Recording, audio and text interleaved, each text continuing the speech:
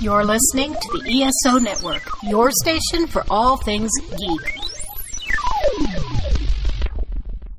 Hey there! Welcome to episode 265 of the Soul Forge podcast.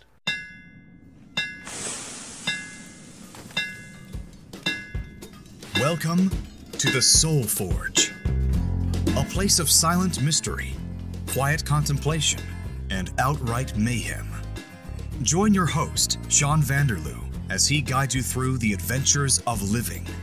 Together, we'll talk about life and love, sex and dating, joy and heartache, memories and loss, and so much more. Don't worry, it's not nearly as pretentious as it sounds. Get ready for life, the universe, and everything on the Soul Forge.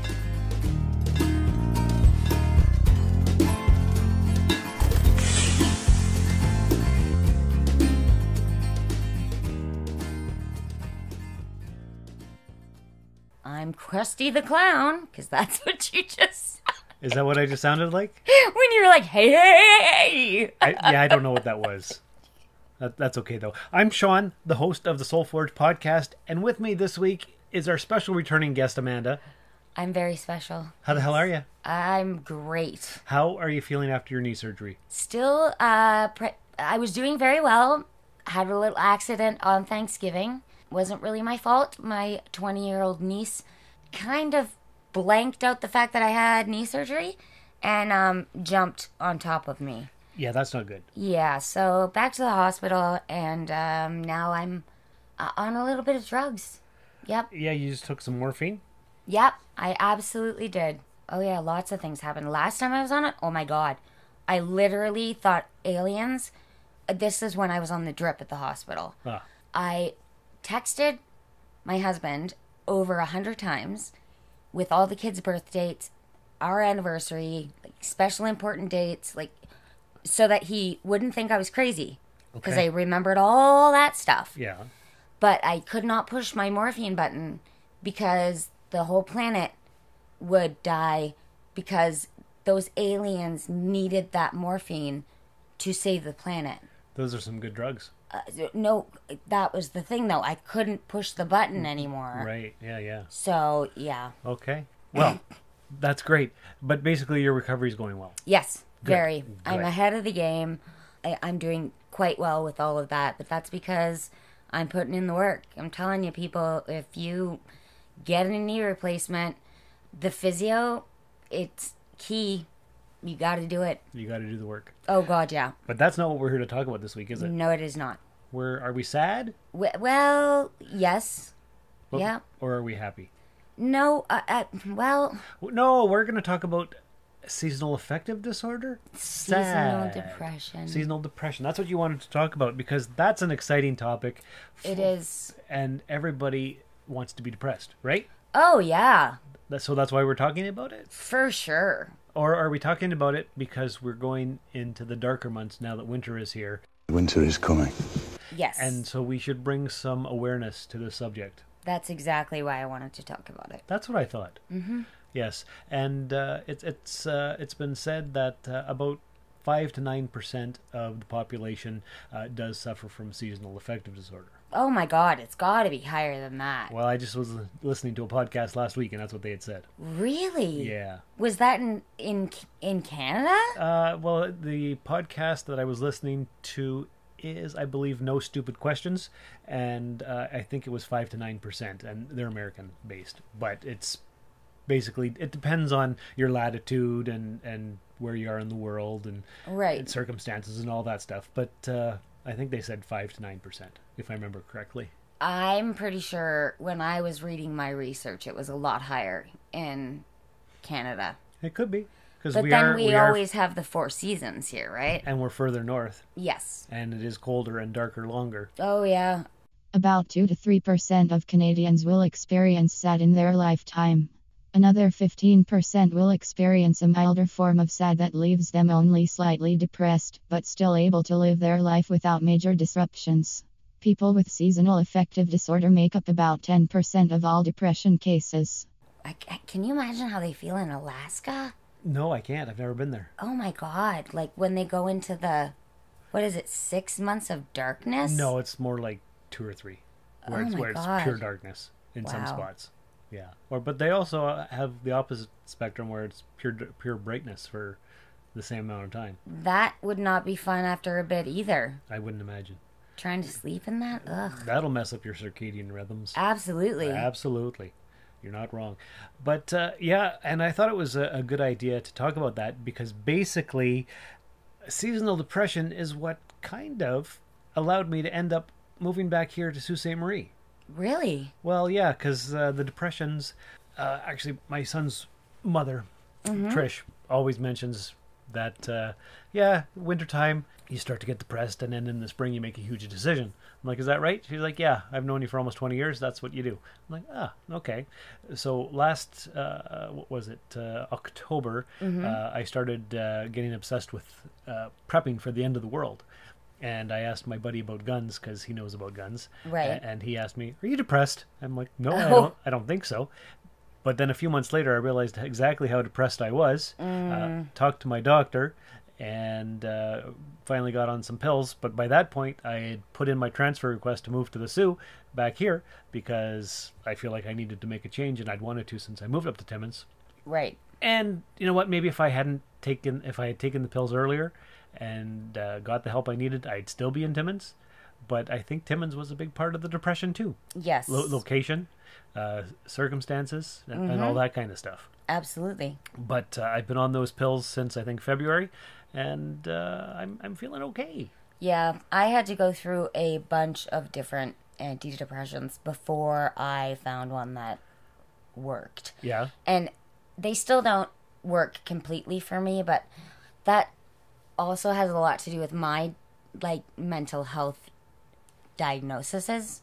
Other circumstances. Yes, there's a lot of them, right? Beyond just the seasonal stuff. No, I have a lot more than that going on. So, Right. But yes, I find because I am not because of my knees. Yeah. Obviously, I can't do a lot of winter type sports. True. I can't. So you can't get the sun outside. No, and I can't even walk half the time in the snow. Right. Like with my leg the way that it is. True. So it makes it very difficult, and I get really depressed because I get stuck pretty much at home for Most of the... yeah. Yeah.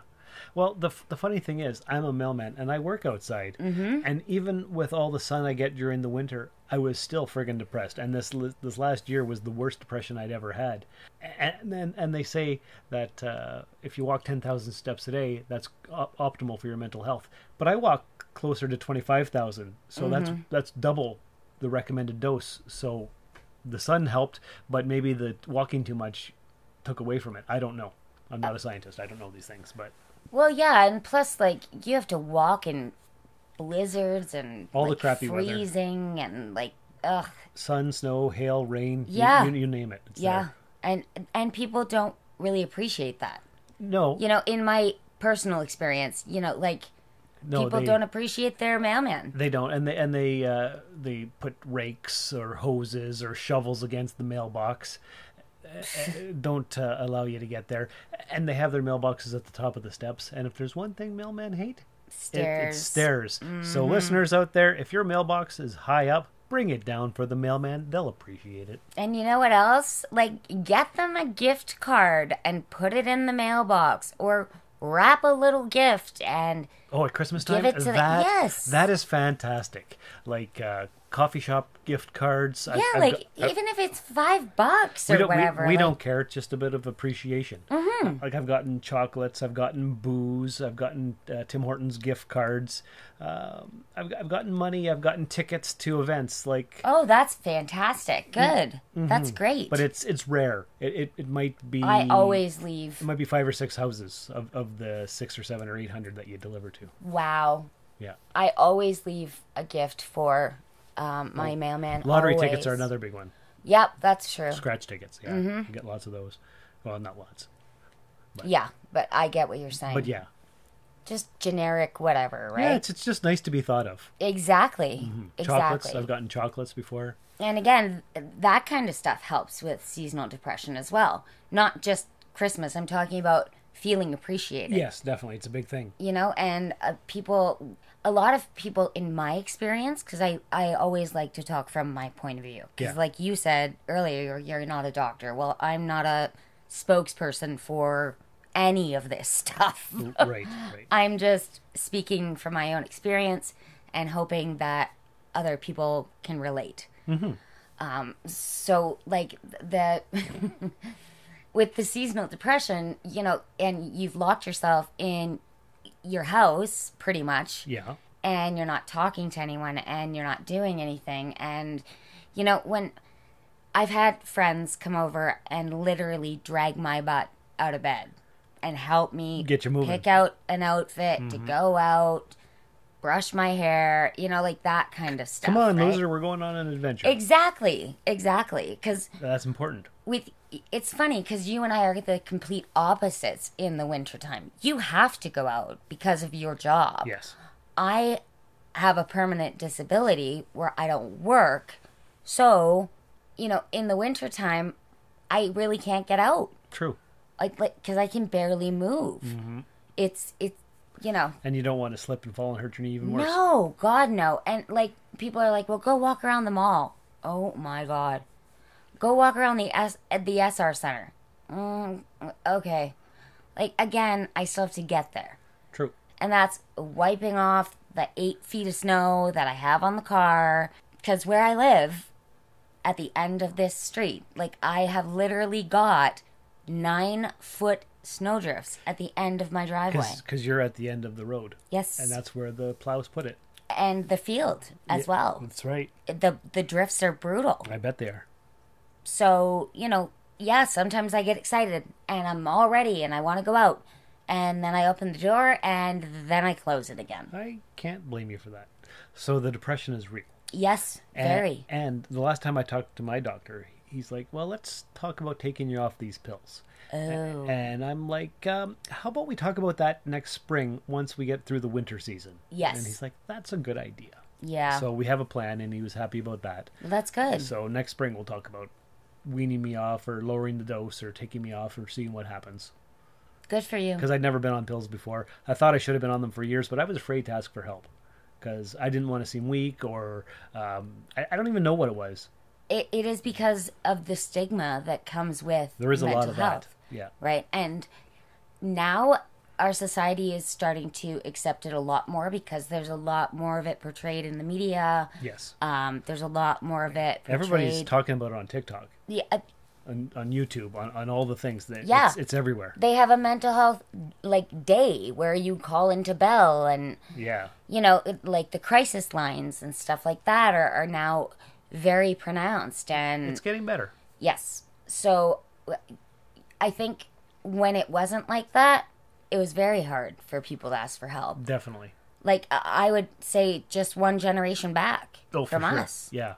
You know, like our parents. Mm-hmm. I can't see... Well, even us as teenagers. Oh, God, yeah.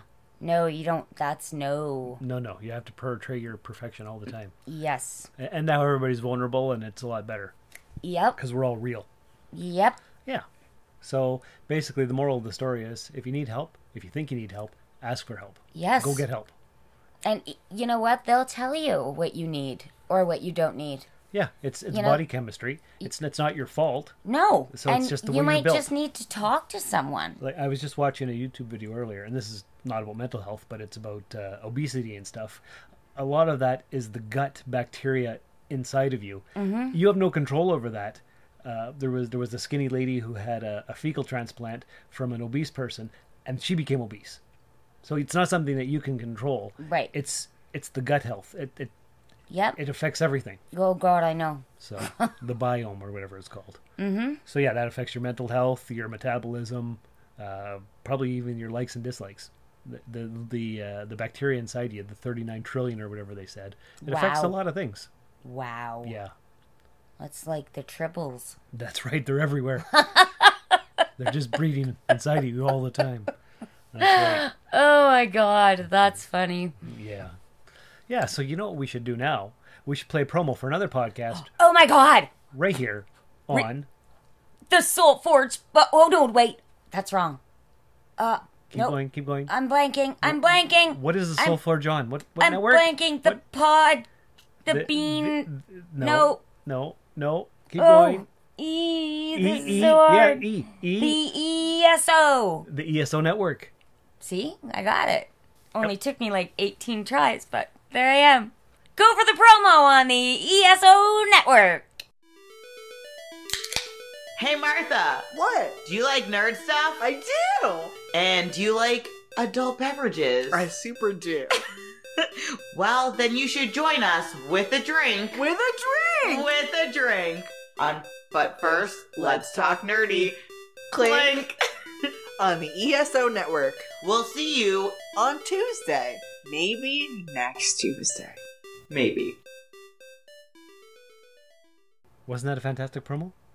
I'm still in complete shock and awe.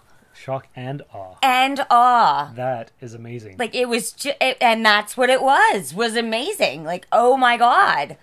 Go listen to that right after you're finished listening to us. Yeah. Okay. Should we read the email that we got about our last episode together? Sure, absolutely. That would be great. I love, interacting with our... Listeners? Yeah, listeners. I was going to say fans. Why was I going to say They're also fans? Yeah. Okay. Okay, so this is about episode 262, and it's from Bill, and it says, "Hi, Sean and Amanda. It's really great hearing the two of you together. Amanda, I'm glad your surgery results have been good so far. According to the book Freakonomics, arthroscopic knee surgery, the kind you avoided, I hope, has only a placebo effect, but knee replacement actually works and helps." Yes, I've had both. I've had 5 surgeries, major surgeries now on this knee. And like Bill was saying, yeah, none of the other ones have helped. I've had the orthoscopic ones done. I've had plates, screws, everything put in, taken out. Yeah, so I'm really hoping that this one is successful. Okay. He goes on to say, "Amanda, I'm really glad you've been able to maintain your sobriety. That's really impressive. You mentioned the 5 hours surgery prep. I know you've been preparing for years. You've been dealing with daily knee trouble, then wisely avoiding winter surgery, and you've held up under it." Yes. So that's good. No more drinking still? Nope. That's Still sober. That's awesome. He says, "I'd much rather hear about you and your knee than about Queen Elizabeth's funeral. British humorist songwriter Mitch Benn has some very well-considered things about, for instance, how the Daily Mail has been bullying businesses into big shows for mourning of the Queen." Wow. I did not know this. Neither did I. "Amanda, I really couldn't tell that you were feeling stoned on pain meds. My dad had a drinking problem that developed so gradually and was never Hollywood, falling down obvious, that to this day I'm always the last to figure out that someone is drunk or high. It doesn't help that I'm mildly autistic too. I wish I could think of questions for you, Amanda. I still wonder what to do about talking to women, and I don't want to put you in the place of being expected to represent all women and know all about what they all want." Well, that is very fair, but I can offer you some advice on some of those things from my perspective. And I do know that there is other women who feel the same way. You know, like, just if you want to give a woman a compliment, give her a compliment. If she doesn't like it, she's going to just, like, say thank you and quickly walk away, for the most part.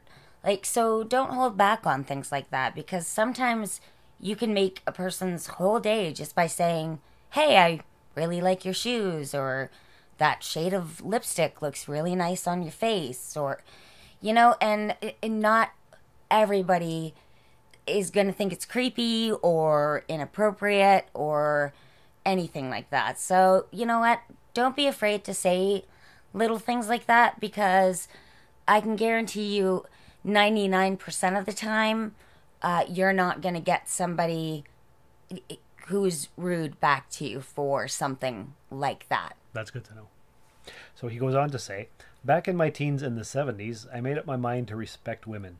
Being autistic and picked on a lot, I didn't have friends I could ask, and always had the feeling that my 3 younger siblings had replaced me at home, so there was no point in asking my parents. Oh, God. So I turned to TV and other media for answers, and all I saw and heard was women complaining about guys, especially about being hit on. Okay, I thought, I'll never do that, and for decades I avoided saying anything to women unless it was strictly about business. About 20 years ago, across my street at a neighbor's party, I didn't say anything to anyone until it started to rain and we had to work together to move everything indoors. I guess I do have a lot of questions, but don't feel obligated to come up with answers. And here we go. What about compliments? I've heard it's generally bad to compliment a woman on her appearance unless one knows her very well. It puts a woman on the spot and she may even fear for her safety. I disagree. It depends on where it is. If you're in the middle of a back alley and you say something like that, sure. Right. But, if you're at a club or you're out at an event, and obviously, me personally, I dress up for those kind of things. I dress up mostly because I want to feel good about myself. Yeah. But it's also because I want to look good to other people. Of course. So getting a compliment like that is fantastic. Like, I can't see any woman, and a lot of women are much more outspoken than they used to be. That's true. So if they don't like something that you're saying, they'll say, please don't, do that kind of, but most women will say thank you. They might even carry on a conversation after that. Some of them will say thank you and then turn back to eating or having a drink or whatever. That's your cue that they're done talking to you. If they don't pursue the conversation further, then just... Move on? Yeah, move on. Yeah. Okay. He goes on to say, but all this not talking to women has gotten me ignored. I had to wait almost 50 years finally to hear from one single female friend that I'm the only single guy at the local workshop club makerspace who has never made her feel uncomfortable. Sadly, she's only about half my age, and I want to find someone closer to me. I've wanted to be married with children at least since age 4, almost 60 years now. I'm so old now that there's a higher risk that any children I bring into the world would be seriously disabled. Thanks to my disabilities, it took me 40 years finally to rise to lower middle class, so I can't afford to take care of even one disabled child. I'm basically screwed and wish I could write off the idea of God. Unfortunately, I've heard only one message in over 55 years from a Christian speaker providing scientific, that is, disprovable evidence that the Bible is more than just a human document for social control. I was greatly disappointed in God. Then a female pastor friend advised me to meditate on Jesus' story of the widow and the unjust judge. That was okay, but then Jesus ruined it by promising that the Father would provide justice quickly. And no, God's timing doesn't count. No weaseling out of this one. The words were said to simple first-century fishermen and others who could be expected to think this meant some time in their own lifetimes. I wouldn't be offended by a promise simply of justice. It's the quickly part that makes it the biggest broken promise ever. And I've run on too much. Sorry. Stay safe and take good care of each other. Well, okay, first of all, Bill, all children are born with some kind of a disability. Period. There's no child that's born that is perfect in any way. Yes, at your age, the reason that I would suggest that you don't try to have a child is because your child will be lacking because there won't be a father figure there for them as they grow because of the age. You won't be able to participate in so many different things, and you'll always be called the grandpa from the other kids. So is this your grandpa? Is this your great grandpa? And to me, I don't think it's fair to a child. None of us know when we're going to pass at all. But True. When we are older, I think the responsibility falls on us. You've seen how hyper 10-year-old children are. Yes, of course. Okay, so can you imagine being 70 and having a 10-year-old? I'm 46 and I can't imagine having a 10-year-old. Exactly. And I feel the exact same way. So to me, it's not fair to the child because personally, I don't think a person at that age can offer as much Attention? Yes, attention and involvement as you could when you were younger. Because you have more energy back then. Exactly. So that's just... But I get Bill's yearning. Absolutely. And you know what? There's foster care. There's, like taking in kids who need temporary... And they can be older children and... That's right. Or children with disabilities themselves, where you can help them on a temporary basis see what you, think what you like. You could volunteer at an orphanage if they still exist. Not really. No, can't. No. You can't do that. Well, I don't. Are there orphanages still?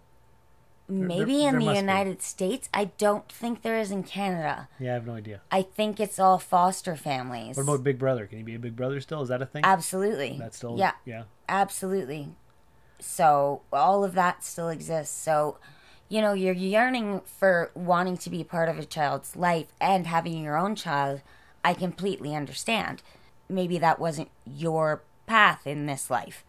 But that doesn't mean that you still can't have some form of something like that in your life to maybe fill a little bit of that void. That's true. Yeah. But judging from the emails that Bill has sent over the years, he's a very thoughtful, kind man. Oh, yes. And definitely has a lot to offer. That comes through wholeheartedly in the emails. Yeah. Absolutely. Yeah. But, I hate this term, but I'm going to use it anyways, Bill. You just need to man up a bit when it comes to women. Be a bit more brave, you're saying? Yes. Yeah. Just kind of put yourself out there. And I mean, the worst thing that's going to happen is they're going to say no. That's true. That's the worst that's going to happen. Yeah. So what do you have to lose? Besides, it might hurt your pride a little bit. But really, if you don't try, you're going to go home and then sit there and wonder and wonder and wonder. So what's worse? Getting your pride hurt a little bit, or wondering where that could have led, or what you could be doing now, or, Mm-hmm. Because if you don't take the chance, you can't know. As Captain Kirk said, risk is our business. So you got to risk it to get anywhere in life. So yeah, that's agreed, and that is a very good saying. And a good way to end the podcast. So, Bill, thanks for your emails. Any other listeners that would like to send emails, soulforgepodcast@gmail.com. Amanda, thanks for all your insights. Oh, I love being here. I really do. It's always a pleasure. Yes, Bill, I am stoned again. You probably couldn't tell. Maybe you could. I could tell. Sean certainly can tell. I can tell a little bit. Yes. But anyways, I wish everybody out there in podcast land the best. And, do an affirmation today. Look yourself in a mirror and say something good about you. Just anything. Write down 3 things that you're grateful for or that you feel good about yourself. Yeah, maybe. Or just stand in front of a mirror and think of... Gosh darn it. I'm good enough. I'm smart enough, and people like me. That's right. That's right. Okay. So until next time, dear listeners, take care of yourselves and each other. Check out soulforgepodcast.com. Tell all your friends about the show. If you'd like to leave a donation, that's coffee.com/rustedsoul. That's ko-fi.com/rustedsoul. Leave a 5-star review in the podcatcher of your choice. And remember, what matters most is how well you walk through the fire. Thank you for listening to another episode of the Soul Forge Podcast. Your support is greatly appreciated, and we hope you'll tune in again next time. Remember that you can visit soulforgepodcast.com for all of our social media links, and don't forget to share the show with everyone you know. The Soul Forge Podcast is your best source for living your best life. Think about it. They used to say if a man could fly, he'd have wings. But he did fly. He discovered he had to. Do you wish that the first Apollo mission hadn't reached the moon? Or that we hadn't gone on to Mars and then to the nearest star? That's like saying you wish that you still operated with scalpels and sewed your patients up with catgut, like your great-great-great-great-grandfather used to. I'm in command. I could order this. But I'm not. Because Dr. McCoy is right in pointing out the enormous danger potential in any contact with life and intelligence as fantastically advanced as this.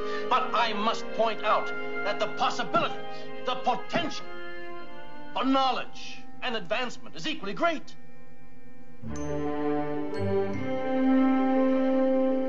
Risk. Risk is our business. That's what the Starship is all about. That's why we're aboard her. This has been a broadcast of the ESO Network. Be part of the crew and help support our shows by donating to our ESO Patreon or by shopping at the TeePublic store, which can all be found at www.esonetwork.com. The ESO Network, your station for all things geek.